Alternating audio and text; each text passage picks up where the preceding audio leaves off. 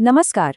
चलिए सीधे मुद्दे पर आते हैं और ये समझने की कोशिश करते हैं कि क्लास के टॉपर्स में आखिर ऐसी क्या खास बात होती है। इस पूरे विश्लेषण में हम उन्हीं के राज से पर्दा उठाएंगे। अच्छा, ये सवाल तो शायद हम सबके दिमाग में कभी न कभी आया ही होगा, है ना? कि यार कुछ लोग ऐसे होते हैं जो ज्यादा पढ़ते हुए दिखते भी नहीं, लेकिन नंबर हमेशा उन्हीं के ज्यादा आते हैं। और दूसरी तरफ कई लोग दिन रात लगे रहते हैं पर रिजल्ट वैसा नहीं आता। तो आखिर ये चक्कर क्या है? ऐसा क्या है जो उन टॉपर्स को हम सबसे अलग बनाता है? जवाब बहुत सीधा है, चालाकी। देखिए, क्लास का हर स्टूडेंट मेहनत करता है, पढ़ता है, लेकिन टॉपर वो बनता है जो चालाकी से पढ़ता है। मतलब हार्ड वर्क नहीं, बल्कि स्मार्ट वर्क। बस यही वो एक छोटा सा फर्क है जो नतीजों को जमीन आसमान का बना देता है। तो सवाल यह है कि इस चालाकी का पहला कदम क्या है? इसका पहला स्टेप है एक मजबूत स्ट्रैटेजी। सोचिए, कोई भी बिल्डिंग बनाने से पहले उसका एक ब्लूप्रिंट बनता है ना? ठीक वैसे ही पढ़ाई शुरू करने से पहले एक पक्का प्लान बनाना बहुत जरूरी है। चलिए देखते हैं इसे करना कैसे है। सबसे पहले अपना सिलेबस खोलिए और उसे अच्छी तरह से समझिए। फिर पिछले 5 साल के क्वेश्चन पेपर्स को अपनी टेबल पर रखिए। आप देखिए कि कौन से सवाल हैं जो बार बार हर साल पूछे जा रहे हैं। इससे एकदम साफ हो जाएगा कि कौन से टॉपिक सबसे ज्यादा जरूरी है और अपनी पूरी एनर्जी कहाँ लगानी है। और यही तो है सबसे बड़ी बात।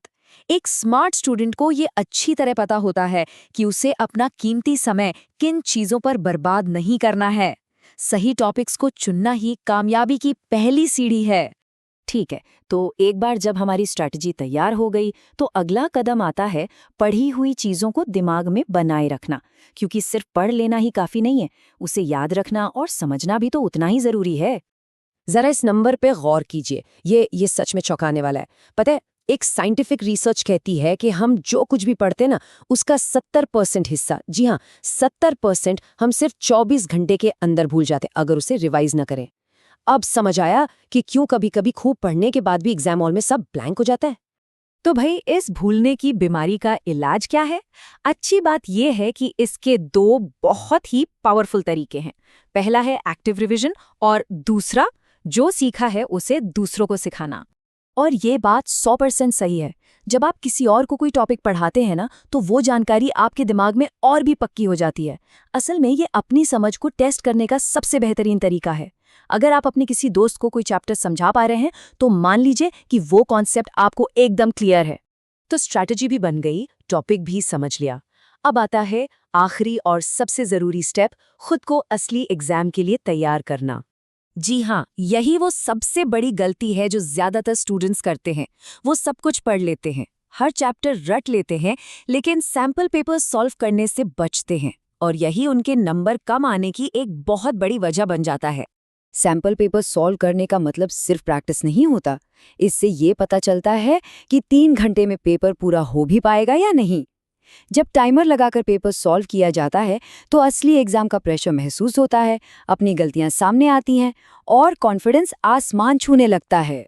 लेकिन इन सारी स्ट्रैटेजीज के पीछे एक ऐसी ताकत काम करती है जो दिखाई नहीं देती, और वो है डिसिप्लिन, यानी अनुशासन।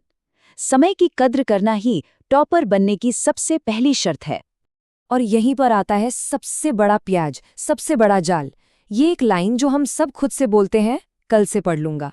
अरे भाई, ये वो आदत है जो बड़े बड़े सपनों को ना मिट्टी में मिला देती है। टालमटोल करना या कहें प्रोक्रेस्टिनेशन, ये सक्सेस का सबसे बड़ा दुश्मन है। ये कहानी हम सब जानते हैं।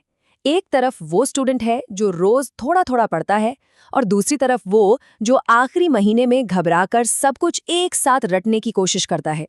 नतीजा क्या होता है, ये बताने की जरूरत नहीं है।